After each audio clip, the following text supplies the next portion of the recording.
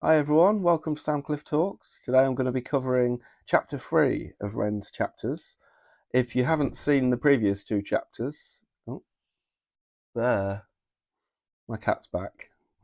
If you haven't seen my previous two chapters, do check them out on the playlist above. With that said, let's jump into chapter 3.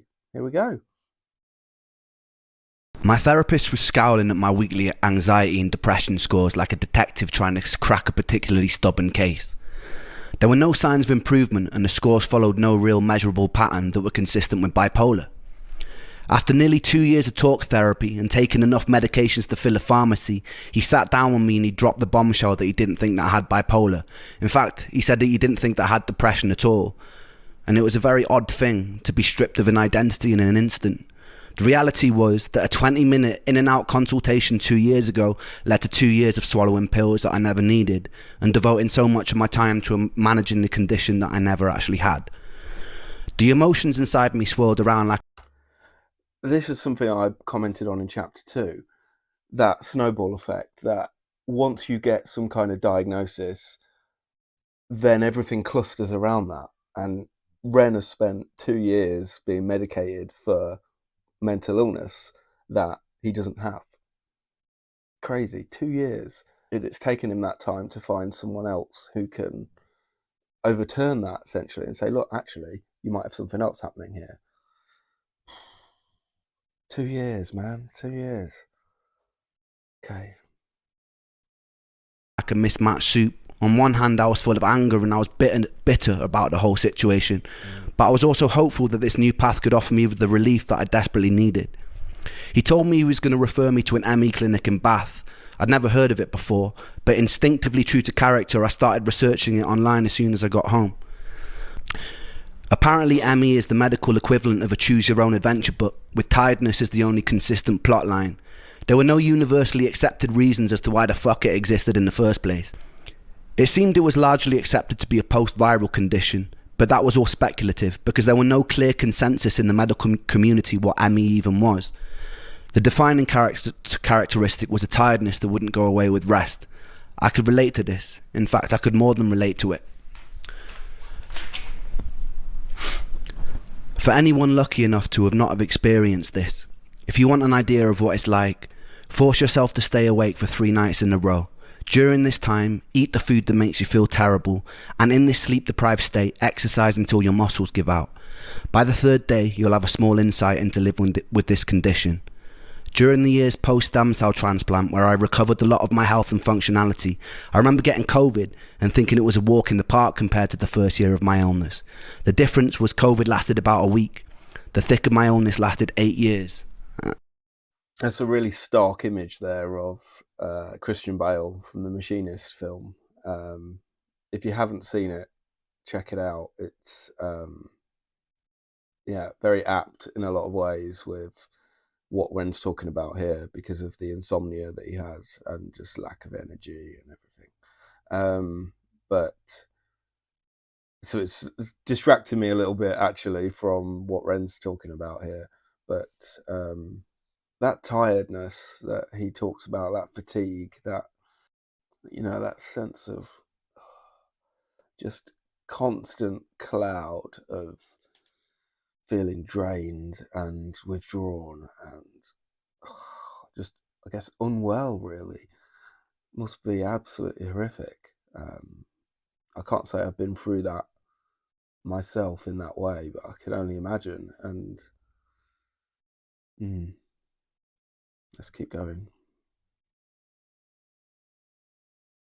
The difference was COVID lasted about a week. The thick of my illness lasted 8 years, and it only was getting worse.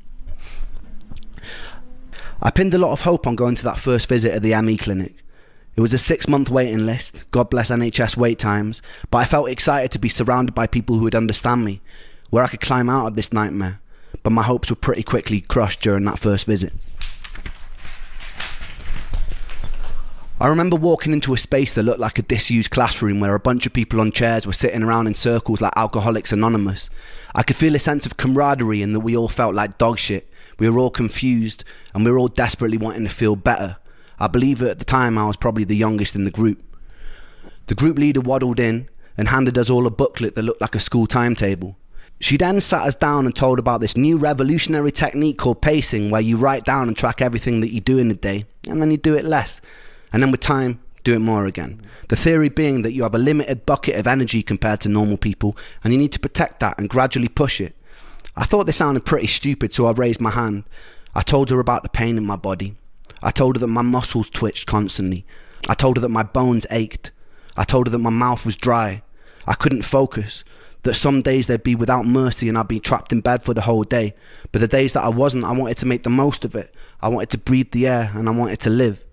She told me she understood it's hard, but she didn't really offer more than that. She just pointed at the booklet and told me to follow it. I asked her about things like heavy metal poisoning, about chronically reactivating viruses, about defective mitochondria, about all the things that I read that were linked to chronic fatigue, but she just raised an eyebrow, looked at me like I was a hypochondriac and told me she knew nothing about those things. I can imagine just being told, write down everything that you're doing in a day and do it less. It's a little bit patronising. It's pretty trivial, and not everyone's got that mental resilience to be able to stick with something like that or focus on something like that, you know.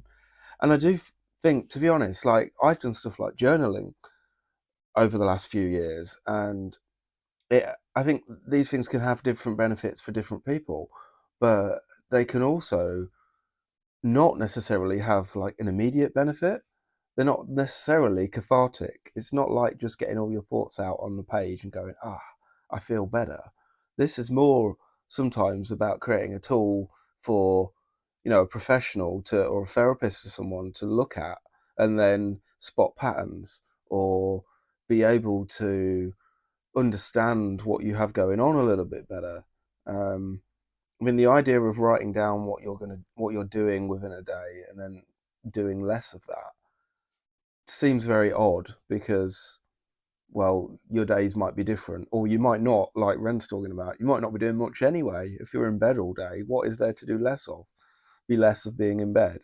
I mean, you're not there out of choice. You're not having a lie-in. You're there because you can't get out. So, yeah, I don't have a lot of time for that kind of philosophical thinking, I suppose. Right, let's hear more from Ren. Eyebrow, looked at me like I was a hypochondriac and told me she knew nothing about those things. I remember walking out of the building feeling disheartened and defeated, so much so that my legs buckled as I was walking home. I began to sob uncontrollably on the side of the road. An old woman knelt down to comfort me and asked me what was wrong. I can just imagine as well, like he was saying, he's had 2 years of being on medication he didn't need, and he's thinking, maybe I've got ME here because it's the road he's now going down. He thinks he's in a place of like discovery and things are going to change for the better for him, and he's gone to a session and basically been told to write down what he's doing in the day. It must be soul destroying. I didn't even really know how to explain, so I just told her that I missed my friend. Despite my skepticism, I stuck to the program for at least half a year, and I kept going for my periodic visits to the clinic, and it did jack shit. In fact, I got worse. I was always getting worse. One thing that particularly struck me about the ME support groups was the pure desperation and confusion. With most other conditions, you're given a diagnosis, a prognosis of whether it's going to kill you, and what you can do to manage it or cure it. With ME, you don't get that. You get an indeterminately long sentence to purgatory. You feel worse than you've ever felt in your whole life, and you're given no explanation as to why, and no signpost pointing the way out.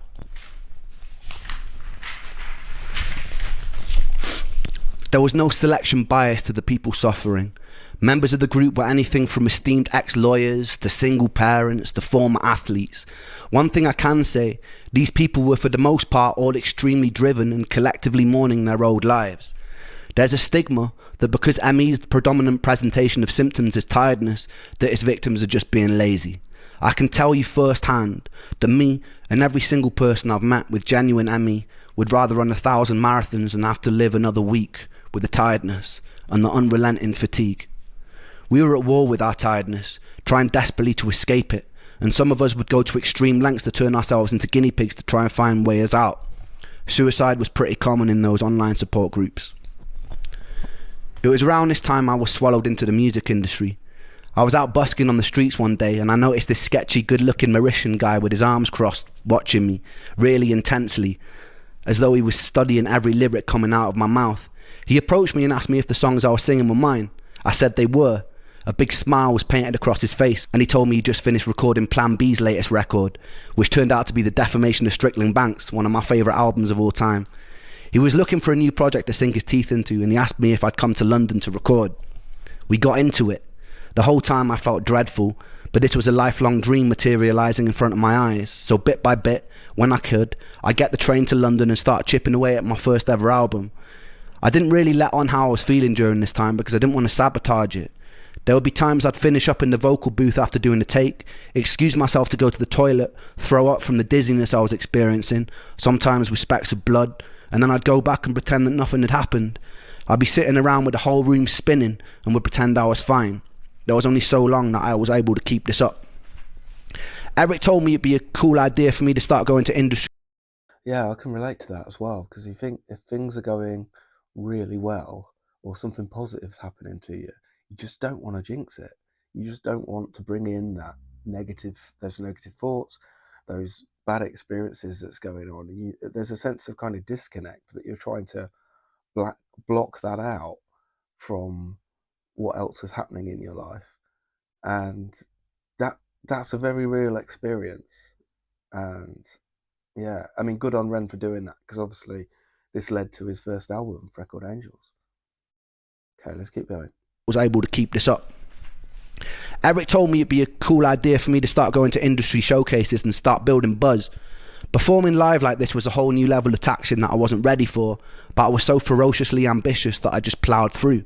The usual way it would go is I'd be in the back of Charlie's car, the whole world would be spinning, I'd be trying my best to sleep in it all day, parked up outside of whatever venue or pub it was in London, trying to conserve energy for the show.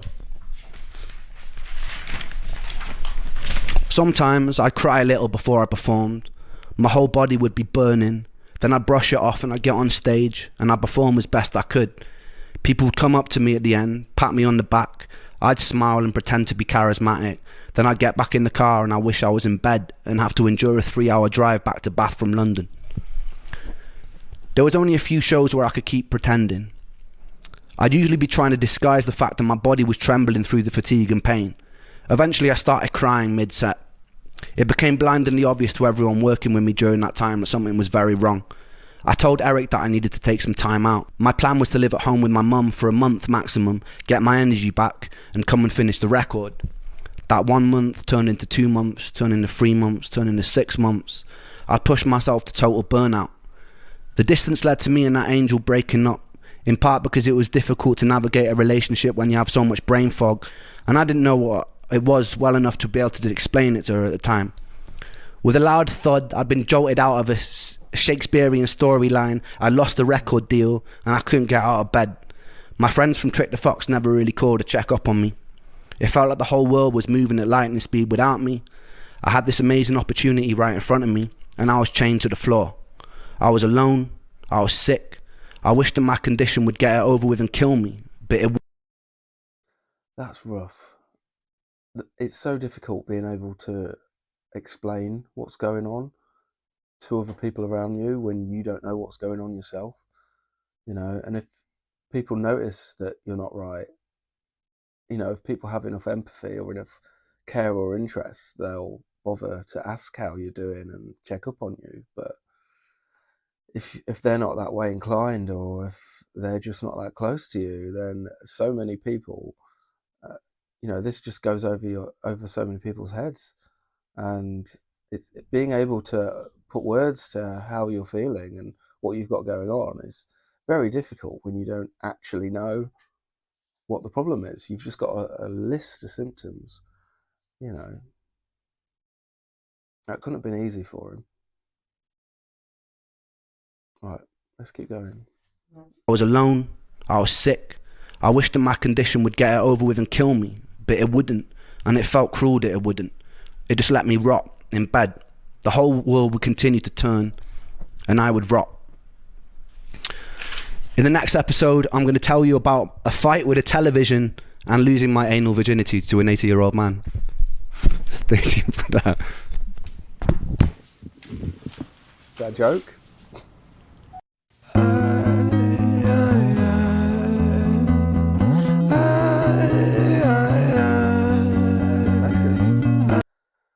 As I've picked up, we've got a theme here of Ren playing out his chapters with a song towards the end. So I'm guessing this one's called Depression. I've heard of it, but I haven't actually heard the song before. So this is a first time for me with Depression. Let's go.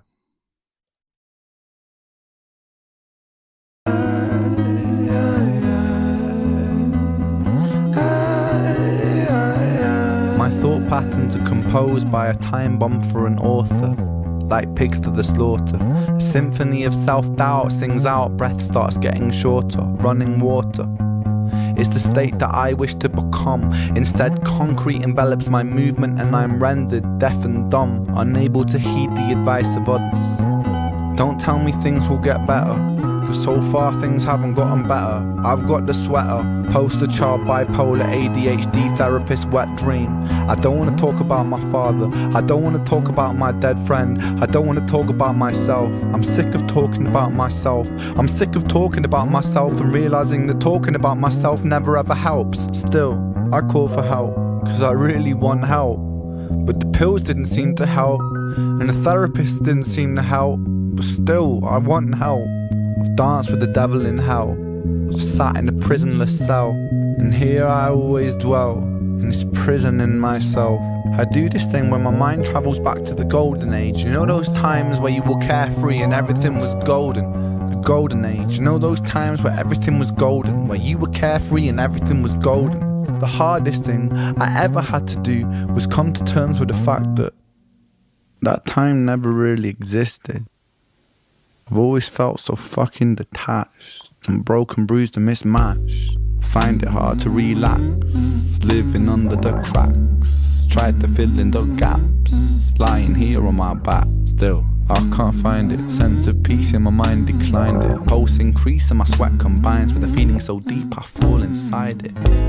Depression, I hate you, depression. Your constant oppression, respond with aggression. They say depression brings you lessons. Constant stressing conceals blessings. You will grow in broken settings. Fuck those lessons, fuck depression. I've been living in your shadow for so long that I forgot how I can shine, how I can find a refuge in my mind. How am I meant to sit here and unwind? The planets align. I feel like I'm cursed, feel like I'm cursed to just be here to hurt. Feel like I'm cursed to just be here to bleed, but my demons been feeling this way since birth. Depression, I hate you. Depression, I hate you. Depression, I hate you. Depression, I hate you. Depression, I hate you. Depression, I hate you. Depression, I hate you.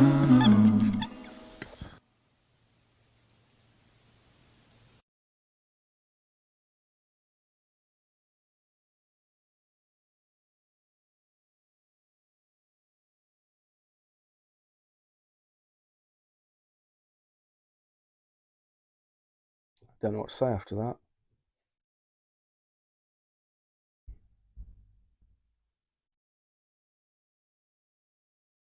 I'm going to revisit this song at another time. It's heavy, very apt with chapter 3. I think that song summarizes chapter 3 in a nutshell, not just with depression, but the thoughts and the feelings and that sense of self-identity that Ren's had going on. It's all wrapped up in this.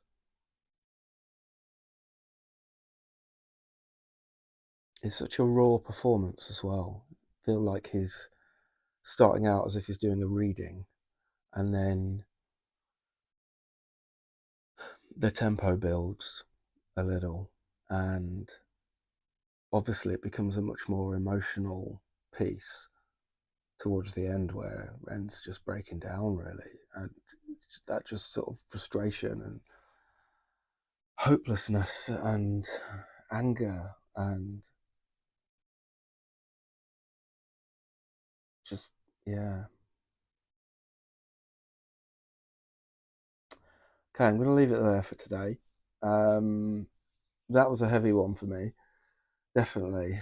And it takes me a bit of time to process some of this stuff to be able to put the right words together for this. So, okay, thanks for watching. If you've got any comments on Ren's Chapter 3, any of the topics that's been discussed, or any responses to my feedback, my commentary to this, please let me know in the comments. Otherwise, I'll look forward to seeing you all on the next video. Take care.